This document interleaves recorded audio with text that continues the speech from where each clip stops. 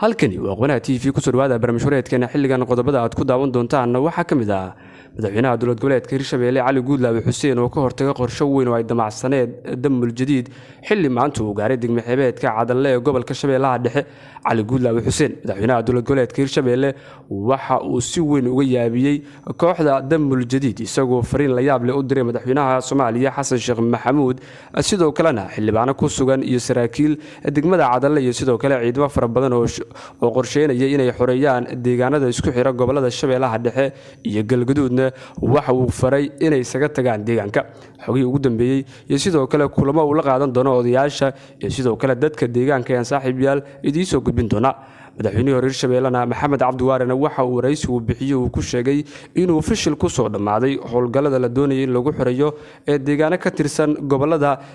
Hiiraan iyo sidoo kale Shabeellaha Dhexe waxa uu sheegay in dad gooniya ay qandaraas ku soo qaateen xilligan qandaraaskaasi uu soo ilaaday dowladda Soomaaliya waxa ay war la yaab leh ka soo saartay deegaanka Jicibo dagaalkii ka dhacay oo muddada saacadaha qaatay xilli la soo warinayo in dagaalamayaal ka tirsan Al-Shabaab lagu go'doomiyo deegaankaasi iyo sidoo kale wararku waxay tibaaxayaan in la soo warinayo geeri soo gaartay saraakiil iyo askar ka tirsan in ciidamada xoogga Soomaaliya waan idin soo gudbin doonaa balse qodobadaasi iyo kuwa kale qaybtan waynu ku faaqidi doonaa aynu ku bilaawno madaxweynaha dowlad goboleedka Hirshabelle Cali Guudlaabe Xuseen oo maanta gaaray degmo xebeedka Cadalle ee gobolka Shabeellaha Dhexe waxa uu si weyn uga yaabiyay damul jadiid isagoo oo xildhibaano iyo saraakiil ka horeeyay oo deegaankaasi ku sugnaa ugu baaqay inay deegaanka isaga tagaan Cali Guudlaabe Xuseen oo xilligan aragtay siyaasadeedka ee damul jadiid aad uga fog waxa uu qorsheenayaa in deegaanada la doonayo gobolka Shabeellaha Dhexe laga xoreeyo dagaalamayaasha Al-Shabaab in isagu qudhiisa ugu xoreeyo sidoo kalena Cali Guudlaabe Xuseen oo ka soo laabtay magaalada Beledweyne ee gobolka Hiiraan waxa uu xildhibaano ka tirsan golaha shacabka uu ka mid yahay Maxamed Cajiib oo ku sugan degmo xebeedka Cadalle ee gobolka Shabeellaha Dhexe uu faray inuu dib ugu noqdo magaalada Muqdisho ee caasimadda Soomaaliya sidoo kale Cali Guudlaabe wararku waxay tibaaxayaan inuu kala furfurayo saraakiisha hogaaminaysa ciidamadii isagu ka horeeyay ee qorsheynaya inay xoreeyaan deegaanada isku xira gobolada Shabeellaha Dhexe iyo Galgaduud sidoo kale saraakiishani waxa la soo warinayaa in dhawaanahan ay ku soo laaban doonaan magaalada Muqdisho ee caasimadda Soomaaliya علي عبد الله حسين Guudlaabe wuxuu madaxweynaha Soomaaliya Xasan Sheekh Maxamuud faray in uu daayo waxyaabaha uu ku sameeyo ama kala dhantaalida uu doonayo inuu maamulkiisa farageliyo sidoo kalena Cali Guudlaabe wuxuu sheegay in gobolada Shabeellaha Dhexe iyo Hiiraan waxa ka soconaya haddii aan isaga lagala tashan aysan ba xilligan socon doonin madaxweynaha hore Hirshabelle Maxamed Cabdi Waare waraysi uu bixiyana waxa uu ku sheegay in howlgallada ka dhanka Al-Shabaab ee ka kacay gobolada Shabeellaha Dhexe iyo Hiiraan uu yahay mid qandaraas gooni ay ku soo qaateen siyaasiyiin uusan carabaabin magacyadooda waxa uu sidoo kale sheegay in xilligan uu soo idlaaday qandaraaskaasi Maxamed Cabdi Waare madaxweynihii labaad ee dowlad goboleedka Hirshabelle waxa uu qiray in Al-Shabaab xilligan ay ku xoogan yihiin gobolada Hiiraan iyo Shabeellaha Dhexe sidoo kalena waxa uu eedeyn culus u jeediyay madaxweynaha dowlad goboleedka Hirshabelle Cali Guudlaabe Xuseen oo uu sheegay in uusan xilligan raali ka ahayn howlgallada ka socda gobolka Hiiraan oo uu sheegay inay ku leedeen dadka degan magaalada Beledweyne iyo sidoo kale qabaa'ilka ugu toonka weyn ee degan gobolkaasi oo isagu ka soo jeedo Maxamed Cabdi Waare oo hadalkiisa si watana waxa uu dhinaca kale su'aalo ka keenay howlgallada ay wadaan ciidanka dowladda oo uu sheegay in hadiiba deegaan ay qabsadaan ee la soo warinayo in deegaanka dib looga la wareegay waxa uu sheegay in howlgalladaasi ay yihiin qandaraas ay soo qaateen siyaasiyiin khaas ah xilli siyaasiyiintaasi uusan magacyadooda carabaabin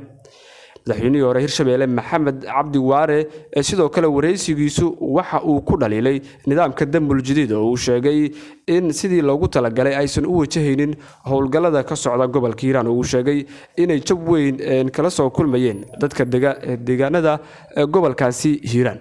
waxa uu beeshiisa ugu baaqay inay iska caabiyaan howlgallada sidoo kalena dadku qaar ay ku fiirsanayaan waxa uu sidoo kale baaq u diray dowladaha taakuleeya Soomaaliya oo uu sheegay inay xilligan gargaar bini'aadanimo la soo gaaraan xilli uu sheegay isbitaalka weyn ee magaalada Beledweyne inuu burbur baaxad weyn uu ka soo gaaray qasaarihii ama sidoo kale qaraxyadii mataanaha ay ka dhacay magaaladaasi Beledweyne maalintii Isniinta ahayd waxa uu sidoo kale sheegay in isagu maadaama uu ahaa madaxweynihii labaad ee dowlad goboleedka Hirshabelle inuu kaalintiisa intii ay la eg tahay ka qaadan doono dib u dhiska cisbitaalkaasi. waxa uuna beeshiisa mar kale ugu baaqay Maxamed Cabdi Waare oo wareysi siiyey mid ka mid ah tiifiyada Soomaalida in ay xilligan isgarab taagaan sidoo kalena ay u midoobaan howlgallada ka dhanka Al-Shabaab oo lagu xoreynayo deegaanada beeshu ay ka degto gobolka Hiiraan. sidoo kalena uu sheegay in qurbo joogta beeshaasi la doonayo xilligan in ay taakulo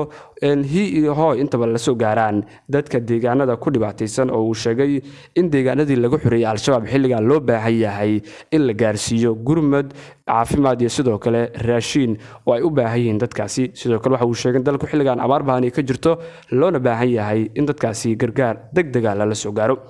dhanka kale saadiyan weegno dowladda Soomaaliya waxay war la yaab leh ka soo saartay dagaalkii saacadaha badan qaatay ee ka dhacay deegaanka Jicibo oo hoostaga degmada Bulaburde ee gobolka Hiiraan. waxa ay warbaahinta dowladda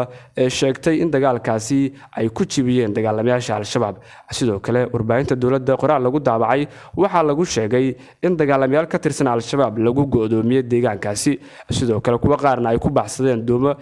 xilli ay ka cararayeen ciidamada dowladda. sargaal u hadlay ciidamada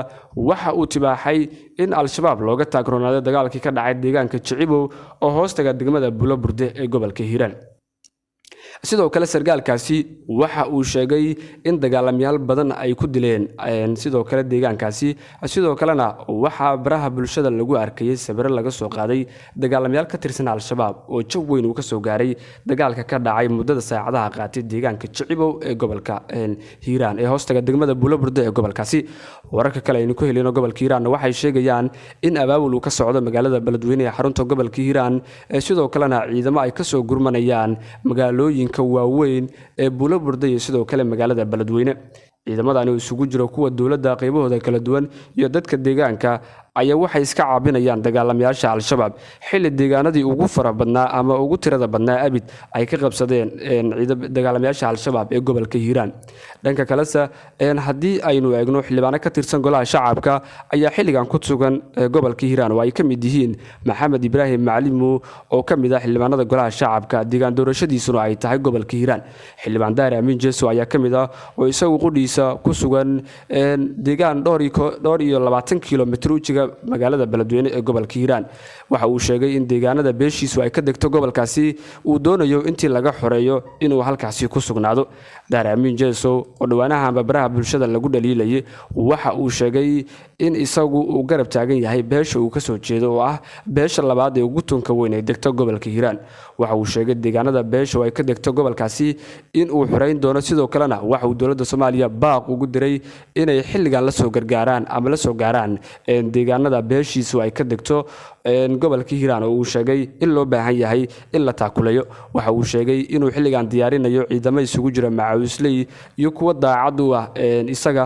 xilligan uu sheegay in deegaano dhowr ah uu ka qabsan doono dagaalamayaasha Al-Shabaab oo ka tirsan gobolka Hiiraan. Daare Amiin Jeeso waxa uu ka mid yahay xildhibaanada golaha shacabka baarlamaanka Soomaaliya lagana soo doorto maamulka Hirshabeelle gaar ahaan gobolka Hiiraan. wararkii ugu dambeeyay Qanaat TV xilligan daawadayaal waa naginta.